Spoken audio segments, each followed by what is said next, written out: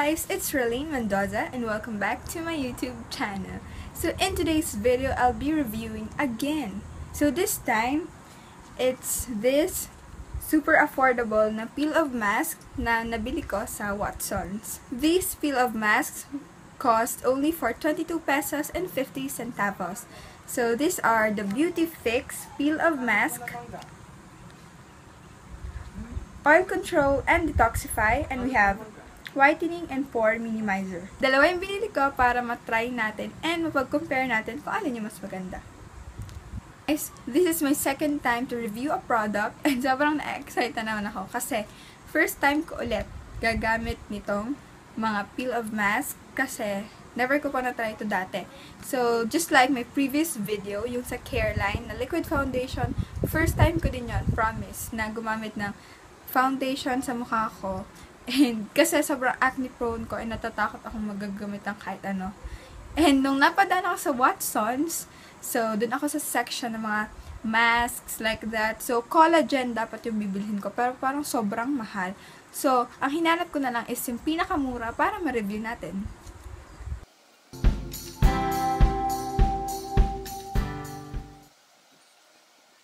So nakapag-steam na ako ng aking mukha using yung boiling water, and huwag masyadong malapit guys, medyo malayo, and para mabuksan lang yung mga pores.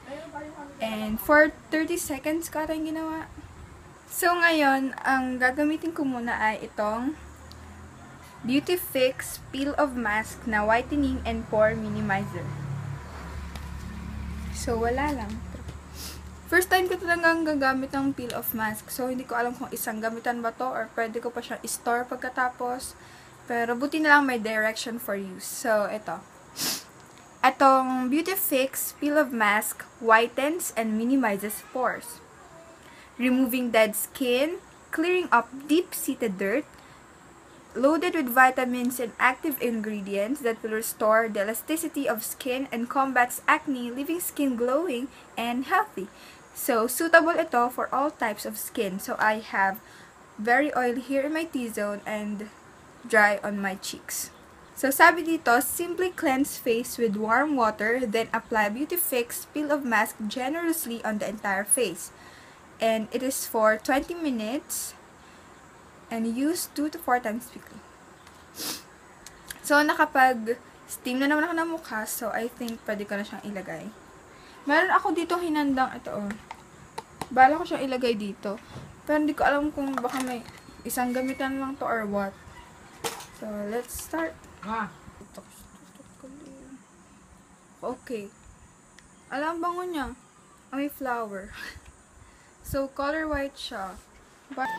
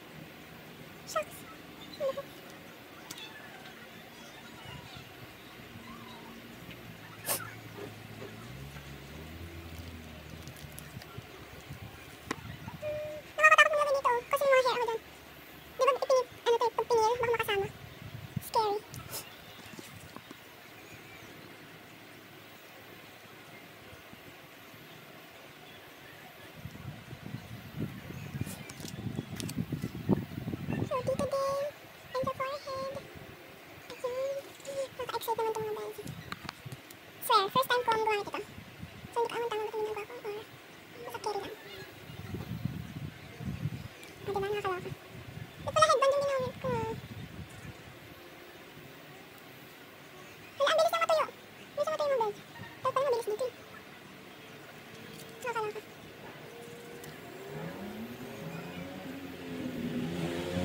Ayun, tingin ko may matitira.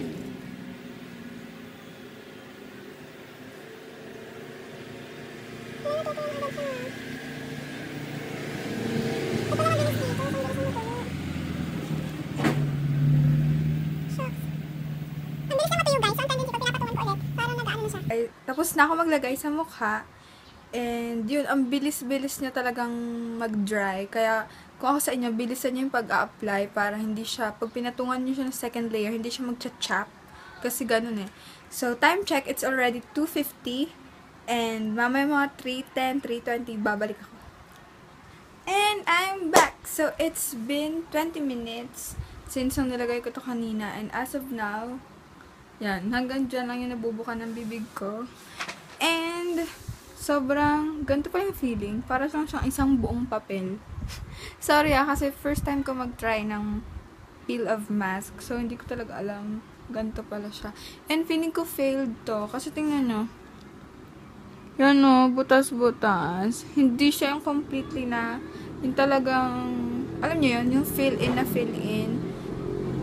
Kakainis. Ito pa naman yung inaasahan ko kasi para dun sa mga blackheads. Parang failed. So, yun. Tanggalin na natin. Oh my god. Feeling ko masakit to. So, sabi doon, simula sa chin, pataas. So, let's do this.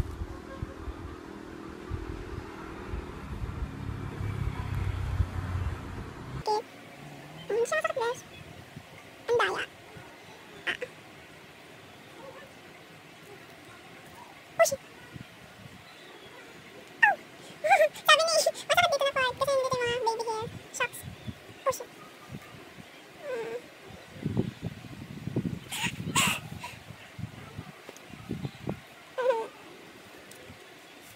So, doon ako sakit kasi nga doon yung mga hair. Parang kung ano talaga, wali na wali. Kasi hindi naman siya talaga yung talagang siksik na siksik. Alam yan. Kakainis. Sana naman ano to? Oh, hindi ko talaga matanggal. Ano?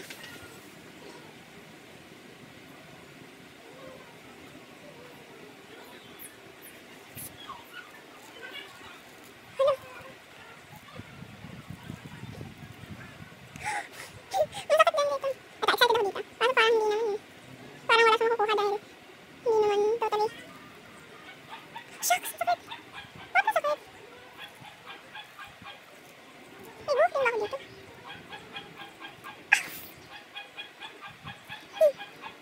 Oh my god.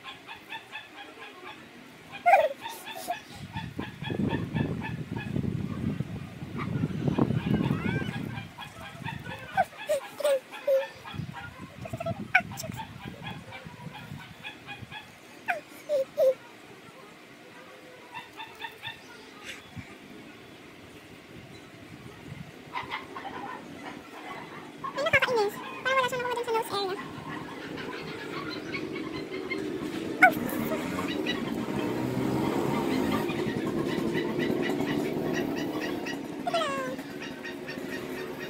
Ay, sakit. Ba't ang sakit nun? Kasi yung mga baby hair ko dito. Ang sakit.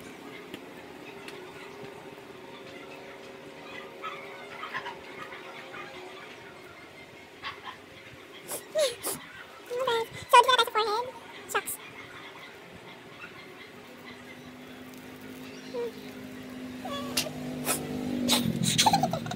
Ay, ba't ang pinagagawa ko? Oh, masakit dito.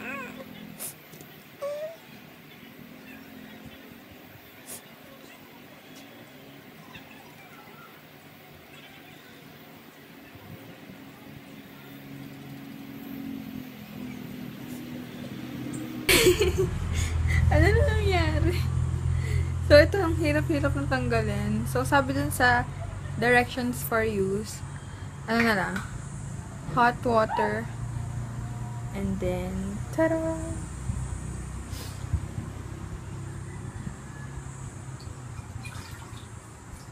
Okay, so meron na ditong yung sa towel. Yung sa towel. Ang skin ko kanina. And, dito talaga yung pinakamasakit na ano.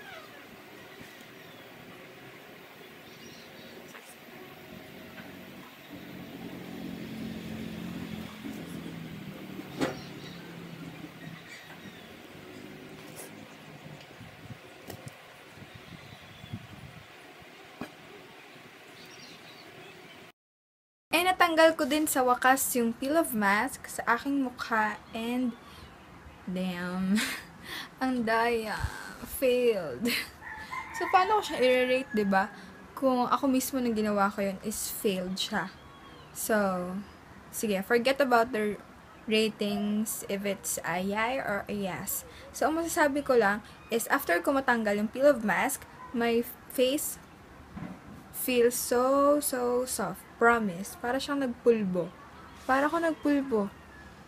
And, sabi kasi doon, yung claim niya is whitens and pore minimizer. Pumuti ba ako? Parang wala naman.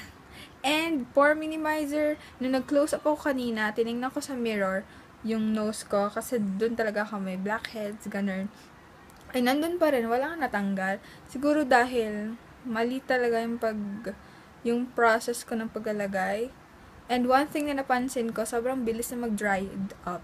So, if I were you, bibilisan ko yung pag-a-apply ng peel of mask para talagang hindi mo siya i-double coat. Kasi pag di-double coat mo, nag-chop-chop siya and hindi na maganda. Pero meron pa namang isa, diba? So, sana naman pag tinry ko yon, my God naman. Please. Sana gumana na siya. So, that's it guys for my epic first impression review of this peel of mask that I got from Watsons. And again, it's for 22 pesos and 50 centavos only. It's Beauty Fix peel of mask. The one that I use is for whitening and pore minimizer. And yung isa na itatry ko pa is this Oil Control and Detoxify.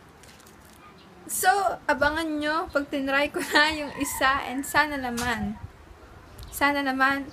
pakiayo na sa akin ng mundo.